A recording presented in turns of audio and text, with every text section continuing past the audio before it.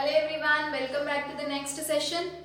And today's topic, I'm telling you, it's very important for whole of science category. Clear everyone? Even in the future, if you want to take up a science, you have to study chemistry, and the most fundamental aspect of chemistry we are learning, that is how to balance a chemical equation.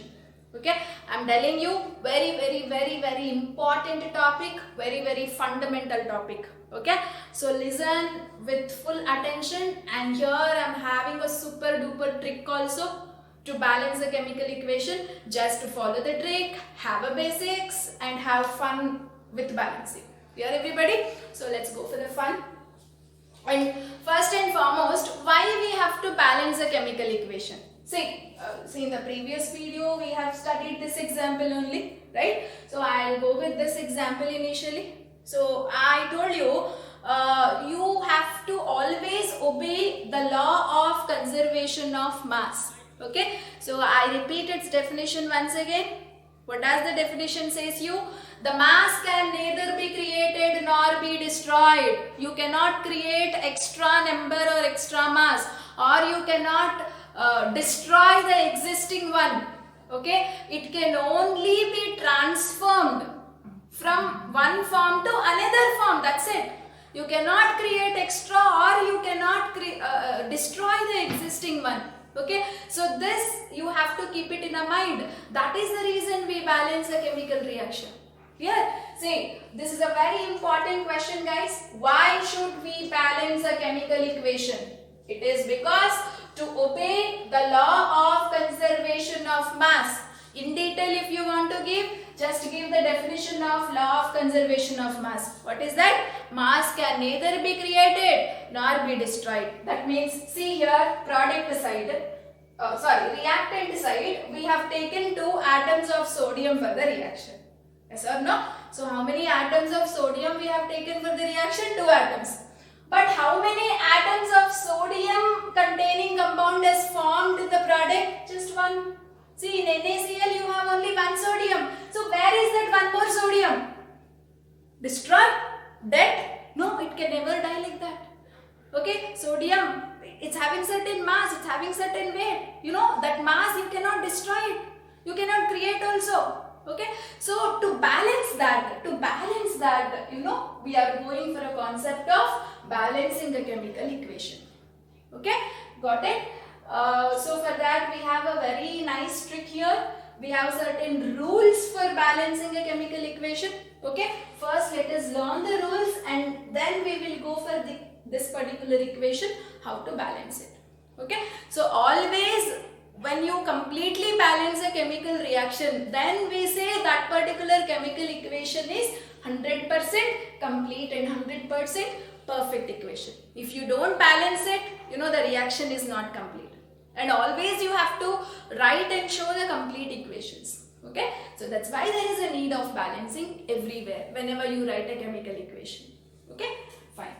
So we have a super trick here, rules for balancing. You just have to remember 4 points in your mind along with the basics I taught you in video 1 and video 2. Okay, fine. So what is the first rule that you have to remember? Balance polyatomic groups. First you select the polyatomic groups present in the equation and you balance them. Okay, when you have to balance as a polyatomic group, if the polyatomic group is present in both reactant and product side. Okay, say if the polyatomic group is there in both reactant side, left side and right side, then as a group you have to take and balance it. Okay, so if there is 1 polyatomic group in the left side, if there are 2 polyatomic groups in the right side, then you should balance the group which is there in left side. Anyway, we will go for the examples, don't worry. Just remember the rule number 1. Okay, first and foremost, the moment you look at the equation, check whether polyatomic group is there or not. If it is there in both reactant side and product side, consider that and balance it first. Okay, fine. And the next rule is balance the metals. Okay, you have to balance the elements which can be called as metals. And then how do you know which elements are metals and which elements are non-metals? Okay, metals and non-metals chapter is there. That time I'll tell you what is the meaning of metal and non-metal. But now, as of now, try to remember one trick and one logic here. Okay, say you know the periodic table. I gave you the periodic table, right? See, this side, group number 1, group number 2 elements till group number 12. All elements can be called as metals. Remember, group number 1 to group number 12, all elements coming in those groups can be called as metals. Okay? You all know what element comes in which group, which is essential to remember. That and all I covered it in video 1 and 2. Okay? Go back to the videos and try checking the information. Okay? And group number 13 to group number 18 are called non-metals. In the periodic table, whatever elements placed in group number 13 to group number 18, they are called non-metals. Okay? And group number 1 to group number 12 are called as metals. Okay? So this is the information that you should keep it in mind. You see, everywhere we are using periodic table for every concept. So try to understand the importance of learning the periodic table. Okay? Fine. Got to know now? Group number 1 to group number 12. Whichever element is coming in those groups are metals, and whichever elements coming in group 13 to group 18 are called non-metals. Okay? So now keeping this idea in mind, what you have to do, you should balance. After balancing polyatomic groups, if they are there in both reactant side and product side, okay, then you should go for balancing metals. After that, go for balancing non-metals. Okay. Lastly, you have to balance hydrogen and oxygen. Among hydrogen and oxygen, first hydrogen should be balanced, later oxygen should be balanced. Okay. If you follow this rule, you know, you will never get confused with the balancing, and 100% balancing can be obtained in an equation. Here everybody, you can balance any equation with 100% correct perfectness. Okay, just follow. See, whichever element comes to your mind, take that and balancing. No, that's a very wrong method. Okay, don't balance. Say for example, first I balance chlorine, later I will balance oxygen, later I will balance sodium. No, it's not the way. Okay, just follow the pattern. This is the pattern that you have to follow. Okay, so if polyatomic groups are there in both reactant side and product side, then only you should consider as a group and balance it.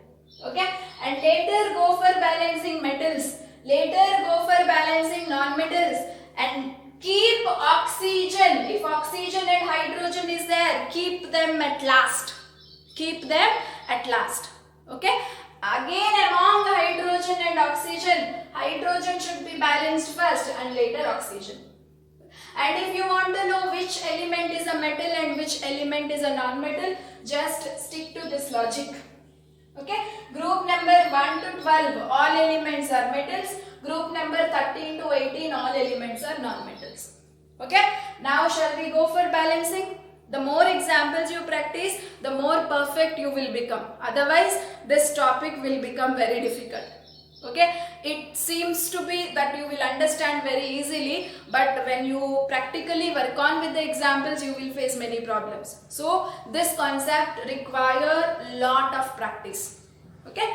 Okay. So, I am taking this example initially because this was the example we discussed previously, and you know it's not balanced. Okay, see, left side we have 2 sodium atoms, right side sodium is only 1. Similarly, you can observe with chlorine also. Left side, you know, reactant side, we all know these are reactants and these are products. So reactant side you can observe 2 chlorine atoms, but in the product side you have only 1 chlorine. Okay, so you have to balance this. This need to be balanced. If you have 2 chlorine atoms in the reactant side, you must have 2 chlorine atoms in the product side also. Okay, if you have 2 sodium atoms in the reactant side, you must have 2 sodium atoms in the product side also. For that we keep adding some digits. Okay, so for that only we are following this pattern. Okay, what is our first rule says? Polyatomic groups we should pick and balance them. Do you observe polyatomic group in this equation? Do you have any polyatomic group? And that group must be present both in the reactant side and product side. Yes? What about this SO4? SO4. Here also SO4 is there. Yes, you have a polyatomic group in an equation. SO4. Together you can call as one group. Here sulfur separate, oxygen separate. No. Don't take sulfur separately and balance. Don't take oxygen separately and balance. Both of them consider as one group. You know it can become polyatomic group SO4. I gave you in the previous video. Polyatomic group list also I gave you in the second video. Just go to the link and refer. Okay, fine. And now we are balancing polyatomic group now. Okay, you have to count how many SO4s are there in reactants and how many SO4s are there in products. Let us list out first. How many SO4s? Only one. Yes, only one. Here nothing is there means there is a digit 1, right? Okay. Here reactant side 1 SO4 is there. Product side 1 SO4 is there. That means okay, balanced. Okay, we didn't destroy or we didn't create SO4. Okay, we have taken 1 SO4 in the reactants. 1 SO4 has been formed as a product, balanced. Okay, we didn't destroy the law of conservation of mass here. It is obeying, this group is obeying law of conservation of mass. Okay, 1 SO4 this side, 1 SO4 this side. So, no problem, it is already balanced. SO4 group is already balanced, it's there. Okay, now what is the next rule says? Next, balance metals. Now you pick the metals which are there in the equation. Yes, sodium. Where is our sodium coming? Group 1. I can call it as a metal, right? Then any other metals are there in our equation? What about this Ba? Ba's position is here in the second group. That's why you have to remember this periodic table, right? To decide whether which is metal and which is non-metal. Okay, so here 2 metals are there. Both of them you have to balance. Okay, first I'll go with sodium.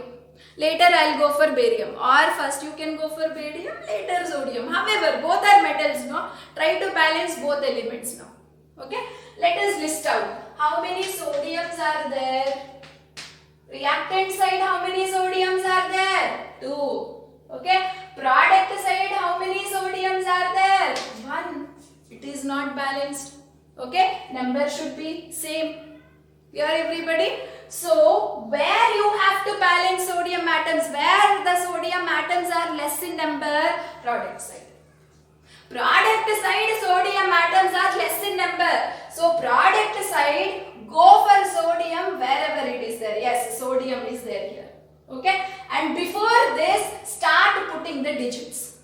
Okay, if you put a digit 1, no use. If you put a digit 1, there is no use. 1 sodium only. Yes or no? So, try putting a digit 2. Try putting a digit 2. So, now you observe here 2 sodium. Now, this 2 belongs to sodium also and this 2 belongs to chlorine also. Okay. So, this 2 belongs to both the elements present in a formula. Okay, it means that you have 2 sodiums. Now 2 sodiums in the reactant side, 2 sodiums in the product side. Completed. Balancing is over with sodium. Okay, so this is how you have to start putting the numbers and try balancing. Okay, now we will go for another metal. Okay, sodium's work is over. This side 2 were there, this side 1 was there. So what I have done, wherever sodium is there in a formula, before that I have put a digit 2. You can't put a digit 2 here, remember. Okay, you should not put a 2 here. Always, you should not put a 2 here. You should not put a 2 here. Wherever you want, you cannot put a 2. Only before the formula. Okay, left side of the formula you have to put the digit 2. Okay, once you put the digit 2, now this 2 can belong to sodium also, chlorine also. It is understood that now there are 2 sodium atoms and 2 chlorine atoms. Okay, fine. So sodium's issue is closed, completed. Now we will go for the next element, barium. Barium is also metal, no? So I am balancing it now. How many bariums in the reactant side? 1. How many bariums in the product side? 1. Already balanced here, so you no need to put any digit. Okay, already it is balanced. Fine. So leaves barium now. So metals are over now. Any other metals? Sodium, sulfate, hold together we have taken. Polyatomic group over. And sodium over, barium over. Now go for non-metal. So which is the non-metal and which is the last element remaining to balance? Chlorine, Cl. Okay. So Cl. How many Cls are there in the reactant side? 2. Yes, 2. And how many Cls are there in the product side now? I told you, once you put a digit 2 here, this 2 can belong for both the elements present in the formula. Okay. So now how many Cls present in this NaCl? It is 2. This 2 can belong for this chlorine also. We have already put 2 there. Okay. So now the issue is closed. The reaction is perfectly balanced. And I can say this is 100% correct equation. This is 100% correct equation. Okay. So this is the method that you have to follow for the balancing. Slowly, first you have to analyze the equation. Analyze whether polyatomic group is there or not. It should be there in both reactant and product. Then only you should consider as a group and balance it. Okay, check. First you put a list like this. Okay, polyatomic group. How many there in reactant side? How many there in product side? Okay, it's already balanced. No need to touch that group. Now sodium. How many there in reactant side? How many there in product side? Reactant side were 2, product side 1 was there. So you have to start putting the digits. Try from 2 onwards. 1 if you put, no use. So try putting 2. Even if you put 2, if it is not balanced, go for putting 3. Then go for putting 4. Like that you should work it on. Okay. After putting 2, you just check now it is balanced or not. Otherwise, go for the next digit. Okay. Say otherwise you can change. It comes with the practice. When you work with the more examples, you will become more perfect. Okay. But if you can follow this method or this trick, I can say you can avoid lots of confusions. Okay. According to a pattern, you should go always. Now I will go with one more example and stop. In the next video, we will continue many more examples. One more example which is there in your textbook. Okay.